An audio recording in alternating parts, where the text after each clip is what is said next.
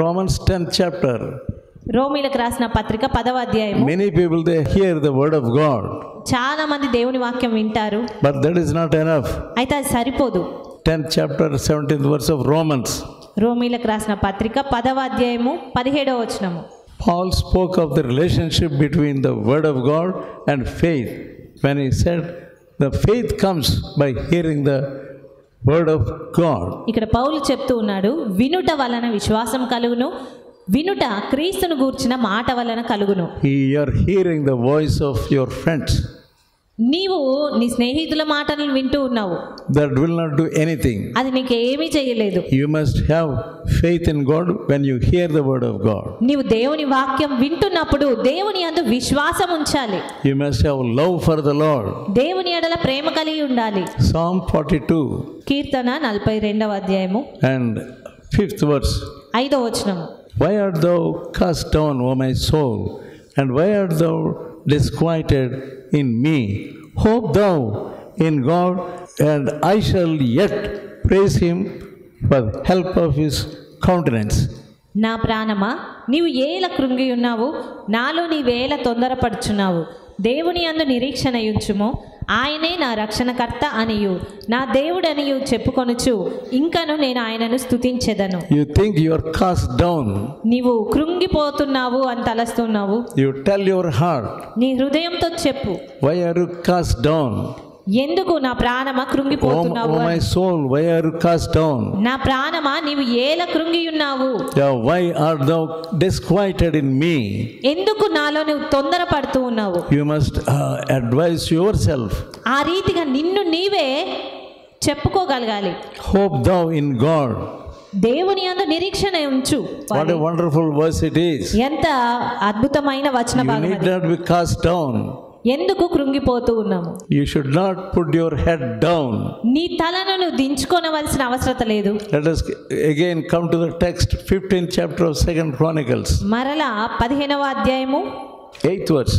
8వ వచనం చూద్దాము. He took courage and put away the abominable idol out of the land of Judah. అతడు ధైర్యము తెచ్చుకొని యూదా బెన్యామీనీల దేశం అంతటి నుండి ఎఫ్రాయిము మన్యములో తాను పట్టుకొనిన పట్టణంలో నుండి హేయమైన విగ్రహములన్నిటినీ తీసివేసి. You are not taking courage. నీవు అలాంటి ధైర్యమును కలిగి ఉండట్లేదు. It's a great thing to have courage. ధైర్యము కలిగి ఉండుట అనేది గొప్ప విషయం. What did he do? ఇక్కడ అతను ఏం చేస్తూ ఉన్నాడు? He obeyed the words of the prophet. ఆ ప్రవక్త చెప్పిన మాటలకు ఆశ విధేయత చూపించాడు. You are not coming to the prophet. కానీ నీవు ప్రవక్త యుద్ధకు రావడం లేదు. You know the servant of God. నీకు దేవుని సేవకులు తెలుసు. But you don't have any relationship. అయినప్పటికీ సేవకులతో నీకు ఎలాంటి సంబంధమే లేదు. You don't have humility.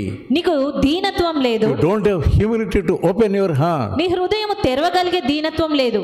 The king, he got courage. ఆ రాజు ధైర్యం తెచ్చుకున్నాడు. And obeyed the words of the prophet of God. అదే రీతిగా దేవుని ప్రవక్త చెప్పిన మాటలకు విధేయత చూపించాడు. Then God will heal the land. అప్పుడు దేవుడు ఆ దేశమును స్వస్థపరిచాడు. He will heal you. ఆయన నిన్ను బాగు He will చేస్తాడు. heal your family. నీ కుటుంబాన్ని బాగు He చేస్తాడు. will heal the relationship of your wife and husband. నీ భార్య భర్తల మధ్య సంబంధాన్ని ఆయన బాగు చేస్తాడు. At present you don't have any healing of the relationship. మరి ఈ సమయంలో మీ సంబంధాల మధ్య ఎలాంటి మంచి పరిస్థితి లేదు. You are not happy with your married life. నీ వైవాహిక జీవితాన్ని బట్టి నువ్వు సంతోషంగా లేవు. 2nd Peter 3rd chapter 2వ పేతురు 3వ అధ్యాయము and verse 13. 13వ వచనము. దేవుడు నరమాత్రుడు ఎంత మాత్రం కాదు. When you repent, నీవు పశ్చాత్తాపడినప్పుడు he will be pleased. ఆయన సంతోషిస్తాడు. He will be happy. ఆయన సంతోషంగా ఉంటాడు నిన్ను బట్టి. He will heal you. ఆయన నిన్ను బాగు చేస్తాడు. If you do your work, నీవు నీ పని చేస్తే he will do his work. ఆయన పని చేస్తాడు. He will fulfill the promises he had given you. ఆయన నీకు ఇచ్చిన వాగ్దానాలన్నిటిని కూడా Let నెరవేరుస్తాడు. us also see Numbers 22 అదే రీతిగా సంఖ్యాకాండము 22వ అధ్యాయం చూద్దాం. and verse 19. 19వ వచనము. I will not fail you nor forsake you. నేను నిన్ను విడువను మరువను. He will forgive you and he will not forsake you. ఆయన నిన్ను మరిచివాడు కాదు, నిన్ను విడిచిపెట్టువాడు కాదు. Again turn to 15th chapter of 2nd Chronicles. రెండవ దినవృత్తాంతాలు 15వ అధ్యాయం చూద్దాము. మరి 7th verse. 7వ వచనము. Be strong. కాగా మీరు బలహీనులు కాక ధైర్యము వహించుడి, మీ కార్యము సఫలమగును. Again and again God is saying in the Bible, be of good courage.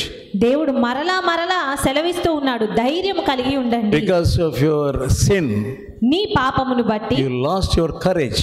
నీవు ధైర్యమును కోల్పోయావు. You have become weak. నీవు బలహీనుడవుగయ్యావు. You don't want to come out freshly. నీవు మరలా రావాలి ఫ్రెష్ గా అనుకోవడం లేదు. 9th verse. 9వ వచనము. What did he do? అతను ఆస He gathered all Judah. యూదా వారిని అందరినీ, బెన్యామీనీయులనందరినీ, ఎఫ్రాయిము, మనష్షే, షిమ్యోను గోత్రస్థానములో నుండి వచ్చిన వారి మధ్య నివసించు పరదేశులను సమకూర్చెను. He gathered. అతడు వాళ్ళందరినీ సమకూర్చాడు. He obeyed the word of God. దేవుని మాటకు విధేయత చూపించాడు. And 10th verse. అతని దేవుడైన యెహోవా అతనికి సహాయుడై ఉండుట చూచి ఇశ్రాయేలు వారిలో నుండి విస్తారమైన జనులు అతని పక్షము చేరిరి. If you repent, నీవు పశ్చాత్తాపడితే everything will fall in line. సమస్తము కూడా సరిగ్గా క్రమంలో జరిగిపోతుంది. And 11th verse. 11వ వచనం. What did they do? ఆస ఏలుబడియందు 15వ సంవత్సరమున 3వ నెలకు వారు యెరూషలేములో కూడి తాము తీసుకొని వచ్చిన కొల్ల సొమ్ములో నుండి ఆ దినమున 700 ఎద్దులను 7000 గొర్రెలను యెహోవాకు బలులుగా అర్పించి పూర్ణ హృదయముతోనూ పూర్ణ ఆత్మతోనూ తమ పితరుల దేవుడైన యెహోవా యొద్ద తాము విచారణ చేయుదుమనియు, పిన్నలే గాని పెద్దలే గాని పురుషులే గాని స్త్రీలే గాని ఇశ్రాయేలీల దేవుడైన యెహోవా యొద్ద విచారణ చేయని వారికందరికిని మరణము విధించుదుమనియు నిష్కర్ష చేసుకొనిరి. With all their hearts. వారి హృదయం అంతటితో కూడా. They came with animals to offer to God and make some commitment with God. దేవునికి అర్పణలను అర్పించడానికి పశువులను తీసుకొచ్చారు. దేవునితో ఒక ప్రమాణం చేసుకున్నారు. What did they say? వారు ఏమని చెప్తూ ఉన్నారు? If they do not come like this, ఒకవేళ మేము ఈ రీతిగా రాకపోతే, చేయలేకపోతే, they will see death. అలాంటి వారికి మరణము విధిస్తాము. That was the commitment. అది వారు చేసుకున్నటువంటి ప్రమాణము. And Asa and his people, ఆసా వారి ప్రజలందరూ కూడా, and they made covenant. వారు ఒక నిబంధన చేసుకున్నారు. To seek the Lord. దేవుణ్ణి వెదకడానికి నిబంధన. And 12th verse. 12వ వచనం. పూర్ణ హృదయముతోను పూర్ణ ఆత్మతోను తమ పితరుల దేవుడైన యెహోవా యొద్ద తాము విచారణ చేయుదుమని. That is the most important thing. అది చాలా ప్రాముఖ్యమైన విషయం. With all your heart, with all your might, with all your wisdom, make a commitment with the Lord. నీ పూర్ణ హృదయంతో పూర్ణ మనస్సుతో పూర్ణ వివేకముతో దేవునితో నిబంధన చేసుకోవాలి. And 13th verse. 13వ వచనం. Whosoever would not do this, they will face death. ఇలాగు చేయని వారికి అందరికి మరణము విధించుదుము. That is the obedience. అది విధేయత. They swear unto the Lord with all their hearts. వారి హృదయం అంతటితో దేవునికి ప్రమాణం చేసుకున్నారు. You must swear unto the Lord. నీవు దేవునితో ప్రమాణం చేసుకోవాలి. Not lightly. తేలిక భావంతో with కాదు. all your heart. నీ హృదయం అంతటితో with all your soul. నీ ఆత్మతో చేసుకోవాలి. 14th verse. 14. Again read. వారు ఎలుగెత్తి బొబ్బలిడుచు మేళములతోనూ బూరల నాదముతోనూ బేరి ధ్వనులతోనూ యెహోవా సన్నిధిని ప్రమాణం చేసిరి. They swear unto the Lord with loud voice.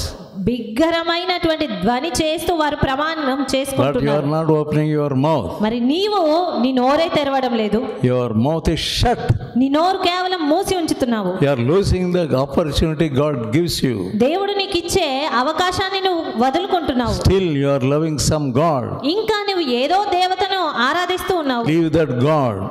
Don't depend upon your own wisdom. నీ సొంత జ్ఞానం పైన ఆధారపడకు. 15th verse. 15వ వచనం.